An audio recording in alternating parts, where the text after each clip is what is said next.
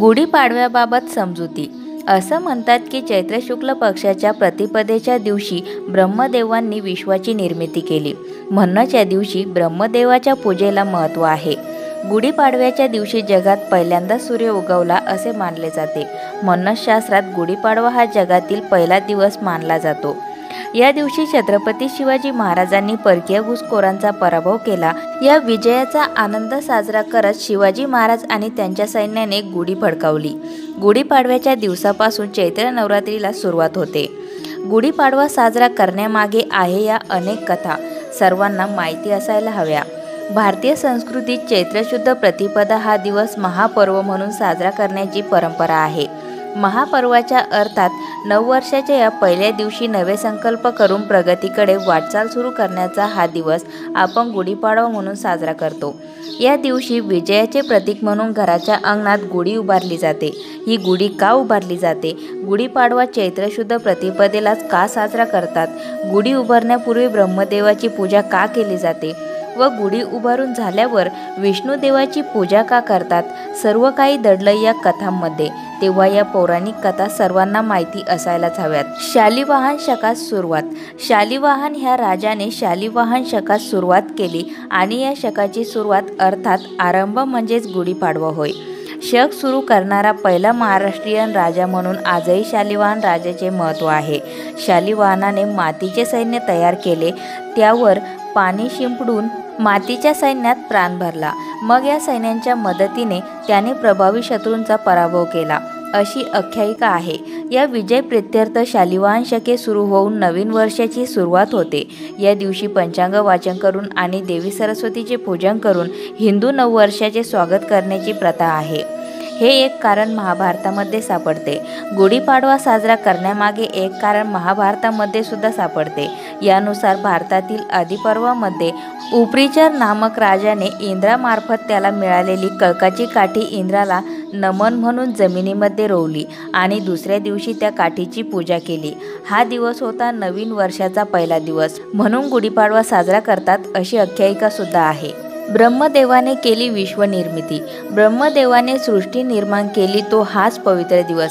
ब्रह्मदेवाने विश्वनिर्मिती केली ती पाडव्याच्या दिवशीच आणि पुढे सत्ययुगाची सुरुवात झाली आणि म्हणूनच नूतन वर्षारंभ म्हणून चैत्र शुक्ल प्रतिपदा म्हणजेच गुढीपाडवा साजरा केला जातो असे म्हणतात. या दिवशी विश्वातील तेज तत्व आणि प्रजापती लहरी या मोठ्या प्रमाणात उत्सर्जित होतात आणि गुढीच्या माध्यमाने आपण त्या अधिकाधिक संचित करण्याचा प्रयत्न करतो. मत्स्यरूपी विष्णूंचा जन्म. भगवान विष्णूंनी मत्स्यरूप धारण करून शंकासुराचा वध केला. त्या मत्स्यरूपी विष्णूंचा जन्म चैत्रशुद्ध प्रतिपदेचाच. शंकासूर नावाचा सागरापासून उत्पन्न झालेला आणि सदैव सागरातच वास्तव्य करणाऱ्या बलाढ्य राक्षस होता. या राक्षसाने जबरदस्तीने वेदहरण केले व तो सागराच्या तळाशी दडी मारून बसला. मग देवदेवता ऋषीमुनींनी क्षीरसागरामध्ये योगनिद्रेत असलेल्या भगवान विष्णूंना जागृत केले आणि शंकासुरास धडा शिकवण्याकरिता सांगितले. भगवान विष्णूंनी मत्स्यरूप धारण करून शंकासुराचा ठावठिकाणा शोधून काढला व त्याचा शिरच्छेद करणार. इतक्यात शंकासूर म्हणाला की भगवान, आपल्या हातून मज मरण यावे याकरिताच मी वेद पळविले. आपण माझा वध अवश्य करा, परंतु माझी एक इच्छा अशी की माझे कलेवर तुम्ही नेहमी आपल्या डाव्या हातात धारण करावे. तसेच माझ्या कलेवराच्या स्पर्शाच्या जलाने आपणास स्नान केल्याखेरीज आपली पूजा पूर्ण होणार नाही असा मला वर द्यावा. भगवान विष्णूंनी तथास्तु म्हटले आणि शंकासुराचा वध केला. त्या दिवसापासून विष्णूने हातात शंकास धारण केले. गुढी विजयध्वजाचे प्रतीक. गुढी म्हणजे फक्त ब्रह्मध्वजच नाही तर तो विजयध्वज देखील आहे. जेव्हा श्रीराम लंकेवर विजय मिळवून अयोध्येला परतले तेव्हा प्रजेने त्यांचे स्वागत ध्वज उभारून मोठ्या आनंदाने केले. चैत्र शुद्ध प्रतिपदेच्या दिवशी प्रभू रामांचा 14 वर्षांचा वनवास संपला होता. म्हणून हा आनंद उत्सवाचा दिवस साजरा करतात असे सांगितले जाते. मराठी नववर्षाची सुरुवात करणारा सण म्हणजे गुढीपाडवा.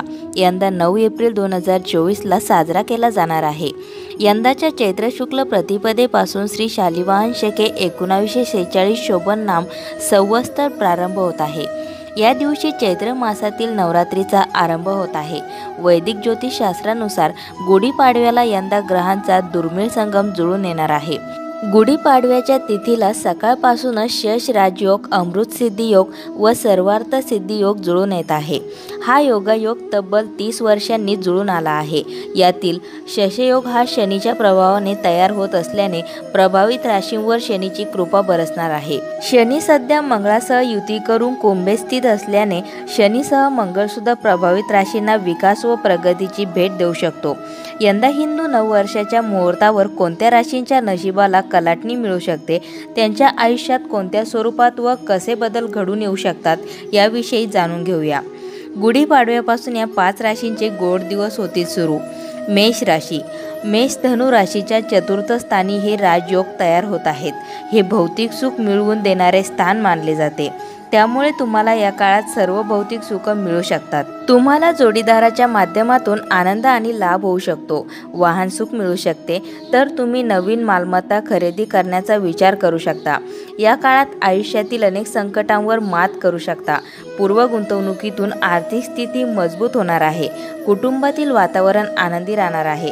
बेरोजगारांना नोकरीची संधी चालून येऊ शकते. पगार ठरवताना वाणीत माधुर्य असायला हवे. मकर रास. 3 पैकी मुख्य 2 राजयोग हे आपल्या राशीच्या भाग्यस्थानी तयार होत आहेत. यामुळे येत्या काळात तुम्हाला प्रत्येक कामात नशिबाची साथ लाभू शकते. तुमचे शत्रू दूर होण्यास हा काळ अधिक उपयुक्त ठरू शकतो. जे लोक तुमच्या विरुद्ध होते तेच तुमच्या पाठीशी उभे राहतील, मात्र त्याआधी तुम्हाला स्वतः एक पाऊल पुढे टाकावे लागू शकते. हिंदू नववर्षात तुम्हाला वाडवडिलांच्या संपत्तीची मोठी मदत होऊन आर्थिक स्थितीत सुधारणा होऊ शकते. तुम्हाला कर्जमुक्त होता येईल. मकर राशीला शनीची कृपा लाभल्याने पूर्वकर्मांचे चांगले फळ प्राप्त होऊ शकते. एखादा जुना विवाद सोडवता येईल, ज्यामुळे प्रचंड श्रीमंती प्राप्त होऊ शकते. वृषभ राशी. शनिदेव आपल्या राशीच्या गोचर कुंडलीत 11व्या स्थानी गोचर करत आहेत, तर हे राजयोग आपल्या राशीच्या लाभस्थानी तयार होणार आहे. या स्थानी आपल्या राशीच्या धनस्वामींचे वास्तव्य आहे. येत्या काळात तुम्हाला तुमच्या बुद्धीच्या जोरावर प्रचंड धनलाभ मिळवता येऊ शकतो. वृषभ राशीच्या मंडळींना संतती प्राप्तीचे सुद्धा योग आहेत. नोकरदार मंडळींना रातोरात नशीब पलटण्याची संधी लाभू शकते. नव्या घराची खरेदी करण्यासाठी आर्थिक पाठबळ लाभू शकते. वृषभ राशीला मंगळ ग्रहाची मोठी मदत होऊ शकणार आहे. तुमच्या व्यक्तिमत्वाला साहस व पराक्रमाची जोड लाभू शकते. पंचांगानुसार गुढीपाडव्यापासून मराठी नववर्षात सुरुवात होते. त्यानुसार 9 एप्रिल 2024 रोजी गुढीपाडवा साजरा होत आहे. या वर्षीचा राजा मंगळ तर मंत्री शनिदेव असेल. यंदाचा गुढीपाडवा खास आहे, कारण या दिवशी 3 अतिशय शुभ योग जुळून आले आहेत. हे 3 राजयोग तब्बल 30 वर्षानंतर जुळून येत आहे. त्यानुसार सर्वार्थ सिद्धी योग, अमृत सिद्धी योग आणि राजश्रेष्ठ योग तयार होत आहेत. या योगामुळे कोणत्या राशीचे भाग्य उजळणार जाणून घेऊया. वृषभ राशी. ज्योतिषशास्त्रानुसार आगामी नवीन वर्ष हे वृषभ राशीच्या लोकांसाठी खूप शुभ आणि फलदायी ठरणार आहे. या काळात जे लोक बेरोजगार आहेत, तसेच जे नोकरी बदलण्याच्या विचारात आहेत, त्यांना नोकरीच्या चांगल्या संधी उपलब्ध होऊ शकतात. या काळात तुमच्या कामाचे सर्वत्र कौतुक होईल. तुम्हाला नोकरीच्या ठिकाणी वरिष्ठांचे आणि सहकाऱ्यांचे पूर्ण सहकार्य मिळेल. तुमचा पगार देखील वाढेल. तसेच समाजात मानसन्मान मिळेल. स्पर्धा परीक्षांचा अभ्यास करणाऱ्या विद्यार्थ्यांसाठी देखील हे वर्ष सकारात्मक फळ देणारे ठरणार आहे. या काळात तुम्हाला स्पर्धा परीक्षेत यश मिळेल. मिथुन राशी. गुढीपाडव्याचा सण आणि नवीन वर्षाचे आगमन मिथुन राशीच्या लोकांसाठी खूप शुभ ठरणार आहे. करिअरच्या दृष्टीने या वर्षात विशेष लाभ मिळू शकतात. तुम्ही खूप दिवसांपासून मालमत्ता किंवा वाहन खरेदी करण्याचा विचार करत असाल, तर हे वर्ष तुमचे स्वप्नपूर्ती करणारे ठरणार आहे. तुम्ही आखलेल्या सर्व योजना या वर्षात पूर्ण होण्याची प्रबळ शक्यता आहे. तुम्हाला समाजात मानसन्मान मिळत तुमची प्रतिष्ठा वाढवणारे हे वर्ष ठरेल. धनुराशी. वृषभ आणि मिथुन राशीप्रमाणे धनुराशीच्या लोकांसाठी आगामी गुढीपाडव्यापासून सुरू होणारे नवीन वर्ष खूप छान असेल. या वर्षात तुमची प्रलंबित कामे पूर्ण होतील. व्यवसायाच्या दृष्टीने हे वर्ष चांगले ठरणार आहे. व्यवसायात यशस्वी वाटचाल राहील, त्यामुळे चांगल्या प्रकारे फायदा होत आर्थिक स्थिती मजबूत राहील. उत्पन्नाच्या तुलनेत खर्च कमी झाल्याने बचत देखील होईल. आत्मविश्वासाने भरलेले हे वर्ष असेल. तसेच तुम्हाला तुमच्या प्रत्येक कामात मदत तसेच प्रोत्साहन कुटुंबातील सदस्यांकडून मिळेल. त्यामुळे तुम्ही उत्साहाने परिपूर्ण राहाल. सर्वार्थ सिद्धी योग. गुढीपाडव्याच्या दिवशी सर्वार्थसिद्धी योग तयार होत आहे. हा योग सकाळी 7:32 ते दुसऱ्या दिवशी म्हणजेच 10 एप्रिल रोजी पहाटे 5:06 तयार होत आहे. या योगात शुभकार्य केल्याने यश मिळते, तसेच देवाकडून आशीर्वाद मिळतात. अमृतसिद्धी योग. चैत्र महिन्यातील शुक्ल पक्षातील प्रतिपदा तिथीलाही अमृतसिद्धी योग तयार होत आहे. हा योग 10 एप्रिल रोजी सकाळी 7:32 ते 5:06 आहे. ज्योतिषशास्त्र अमृत आणि सर्वार्थसिद्धी योगाला शुभ कार्यासाठी सर्वोत्तम मानते. त्याचबरोबर गुढीपाडव्याच्या दिवशी पंचकाची वेळ सकाळी 6:02 ते 7:32 अशी आहे. याशिवाय गुढीपाडव्याच्या दिवशी भाव करणही बनत आहे. या करणासाठीचा कालावधी सकाळी 10:09 ते रात्री 8:30 आहे. चैत्र नवरात्रीपासून या 4 राशीच्या कुंडलीत राहील माता लक्ष्मी. 1 वर्ष चौबाजूंनी कमावतील धन, आरोग्यही सुधारणार. चैत्र महिन्याच्या प्रतिपदेला म्हणजेच 9 एप्रिलला चैत्र नवरात्री सुरू होत आहे. याच दिवशी मराठी नववर्षाची सुरुवात म्हणजेच गुढीपाडवा सुद्धा असतो. चैत्र शुक्ल प्रतिपदेपासून श्री शालिवाहन शके 1946 शोभन नाम संवत्सर प्रारंभ होत आहे. यंदा गुढीपाडवा व चैत्र नवरात्रीच्या मुहूर्ताला अनेक ग्रहांची शुभ युती होणार आहे. गुढीपाडव्याच्या तिथीला सकाळपासूनच शस्त्रराजयोग, अमृतसिद्धी योग व सर्वार्थसिद्धी योग जुळून येत आहेत. वैदिक ज्योतिषशास्त्रानुसार चैत्र नवरात्रीत काही राशींवर माता लक्ष्मीची कृपा बरसणार आहे. लक्ष्मींचे या राशीमधील वास्तव्य पुढील 1 वर्ष कायम असणार आहे. या कालावधीत या 4 राशी दोन्ही हातांनी व चौबाजूंनी धनसंचय करू शकतील. तुमच्या राशीत हा श्रीमंतीचा योग आहे का हे पाहूया. चैत्र नवरात्रीपासून या रूपात तुमच्या दारी येईल माता लक्ष्मी. ज्योतिषशास्त्रानुसार मिथुन राशीसाठी यंदाचे नववर्ष हे आत्मविश्वास व प्रगती घेऊन येणारे असेल. तुम्ही ज्या गोष्टींमध्ये निपुण आहात पण केवळ न बोलण्याने मागे राहत होतात, त्याच गोष्टी आता तुमची ओळख ठरतील. तुमची वाणी व विश्वास तुमच्या आर्थिक फायद्याचे माध्यम ठरणार आहेत. कुटुंबातील आजारी व्यक्तींची प्रकृती सुधारल्याने डोक्यावरील मोठा ताण निघून जाईल. वाहन व प्रॉपर्टीच्या खरेदीचे योग आहेत. कामाच्या ठिकाणी नवनवीन संपर्क जोडता येतील. वडिलांची भक्कम साथ लाभल्याने काही संकटे सहज पार करता येतील. मागील काही दिवसात अडकून पडलेले पैसे पुन्हा मिळवता येतील. वृश्चिक राशी. नवीन वर्ष हे वृश्चिक राशीसाठी शुभ परिणाम घेऊन येणार आहे. आरोग्याची स्थिती सुधारेल. वैवाहिक नात्यातील गोडवा वाढू शकतो. या कालावधीत तुम्हाला तुमचं म्हणणं सिद्ध करावं लागू शकतं, पण यातून तुमच्या यशाची दारे पूर्ण उघडण्याची संधीसुद्धा मिळू शकते. या राशीच्या मंडळींना धनप्राप्ती ही आई, बहीण, पत्नी, मैत्री या नात्यांमधून थोडक्यात स्त्रीच्या रूपात होऊ शकते. संतती सुखाची चिन्हे आहेत. या कालावधीत आर्थिक मिळकतीची जुन्या गुंतवलेल्या पैशांची सुद्धा मदत होईल. धनुराशी. धनुराशीच्या मंडळींना वाडवडिलांच्या संपत्तीचा मोठा वाटा मिळू शकतो. एखादी प्रॉपर्टी विकून तुम्हाला प्रचंड मोठा आर्थिक फायदा कमावता येऊ शकतो. या कालावधीत नोकरीत बदल करण्याचा विचार मनात येऊ शकतो. थोडा जोर लावून प्रयत्न केल्यास तशा संधीसुद्धा वाट्याला येतील. कामाची पोचपावती मिळेल. भावंडांची व मित्रांची साथ महत्त्वाची ठरेल. भागीदारीच्या कामातून फायदा संभवतो. आर्थिक मिळकतीसह मानसिक आरोग्यासाठी सुद्धा तुम्हाला काही गोष्टी करण्यासाठी वेळ काढावा लागेल. मकर राशी. मन आनंदी राहील. मकर राशीला त्यांच्या चेहऱ्यावरील हरवलेले हसू परत मिळवून देणारे हे वर्ष असणार आहे. कामाच्या पद्धतीमध्ये सुधारणा होईल. नोकरीच्या ठिकाणी वरिष्ठांची मर्जी राखून तुम्ही काम करून घेऊ शकता.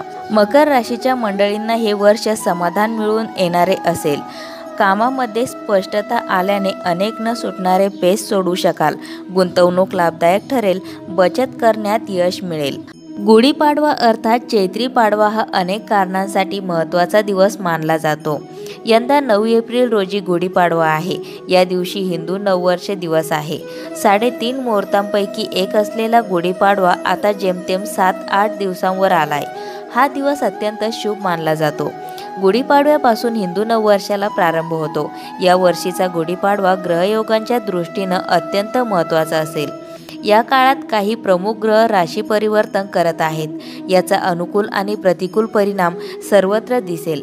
या कालावधीत बुध मेष राशीत वक्री होत आहे. बुधाची ही स्थिती काही राशींसाठी खास शुभ फलदायी ठरेल. गुढीपाडवा अर्थात चैत्री पाडवा हा अनेक कारणांसाठी महत्त्वाचा दिवस मानला जातो. यंदा 9 एप्रिल रोजी गुढीपाडवा आहे। या दिवशी हिंदू नववर्ष दिवस आहे। तसंच या दिवसापासून चैत्री नवरात्राला प्रारंभ होईल। एप्रिलच्या पहिल्या आठवड्यात काही ग्रह राशी परिवर्तन करत आहेत। यात रवी, शुक्र आणि मंगळ ग्रहाचा समावेश आहे। या ग्रहांची अन्य ग्रहांसोबत युती तसंच इतर योग होत असल्याने उष्मा वाढेल। तसंच काही ठिकाणी हलका पाऊस पडण्याची शक्यता आहे। ज्योतिषांनी सांगितलं की सूर्य 13 एप्रिल रोजी मंगळ ग्रहाच्या मेष राशीत प्रवेश करत आहे।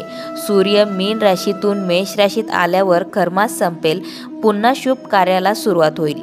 सुमारे 12 वर्षांनी मेष राशीत रवी गुरु युती होईल। त्यानंतर 14 मे रोजी रवी शुक्राच्या वृषभ राशीत प्रवेश करेल।